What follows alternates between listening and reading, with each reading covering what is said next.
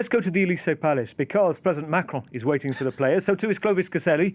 Where are they right now? Because we'll hear from the gallery shortly, but we've lost the feed for them temporarily. So I think they're on the way to you. Essentially, they're reversing the same journey they came.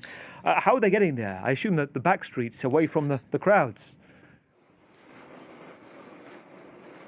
I can tell you tight security around the Elysée Palace. We did see some supporters gather near barriers to see the players arrive who haven't arrived yet at the Elysée Palace. Here the atmosphere will be very different from the one on the Champs-Élysées, but I did bring a Paris Saint-Germain jersey just to make sure there is some clear support for the Paris team here, and I can tell you that a lot of smiles here. A lot of guests also arriving. There will be between 150 and 200 guests here. We've already seen many ministers, French ministers, sports minister, culture minister, as well as former players of Paris Saint-Germain. It's a tradition for the French president to welcome sports stars and champions such as Olympians. It happened after the Paris Olympics. It happens when French teams win great trophies, and it really did happen yesterday with that incredible victory of Paris Saint-Germain, 5-0. And President Macron is actually an Olympique de Marseille supporter, which are the arch rivals of Paris. So I asked one of Macron's advisors, where was he watching the game? How did he feel? He replied that Emmanuel Macron watched the game with his family, and he was happy as one can be when you support Marseille, but still it is a French team, and Paris was representing France yesterday on the international stage.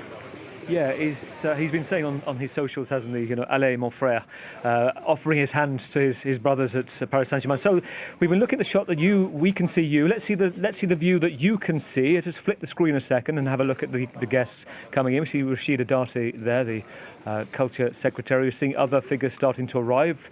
You've been talking to some of the former PSG players as well, Clovis. Give us a sense of what it means to them. Who you've been speaking to as well. Tell us who. First, let me just tell you that I'm just very close to the gates of the Elysée Palace, inside, of course, and there is a Paris Saint-Germain bus there. Is it the bus of the players? I'm not 100% sure, but I can see some coming off with Paris Saint-Germain shirts, but it seems to be friends and families for the time being. I did speak to some of the guests, notably Javier Pastore, a legend here at PSG, former Argentina international, and who played in Italy for Palermo, for instance. Javier Pastore arrived here with Ludovic Giuli, who played for Barcelona, but who also played for Paris. And Javier Pastore told me that it was an extremely emotional night yesterday for him because he arrived in the early days when Qatar just bought Paris. And this was, of course, the ultimate goal of Qatar, to win the Champions League. And after several years, they finally managed to do it.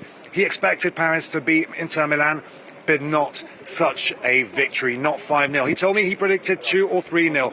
And I asked him also a question, should Ousmane Dembélé win the Ballon d'Or, which means he would be named the best player in the world? He said, definitely, after what happened. Clovis, we're going to catch up with you within the next half hour before the players start to arrive, and we'll also be there with the microphones live and listening to President Macron. Sometimes there's a bit of tomfoolery as well when he meets the French squad when they've won the World Cup as well in the past. So let's see how that unfolds.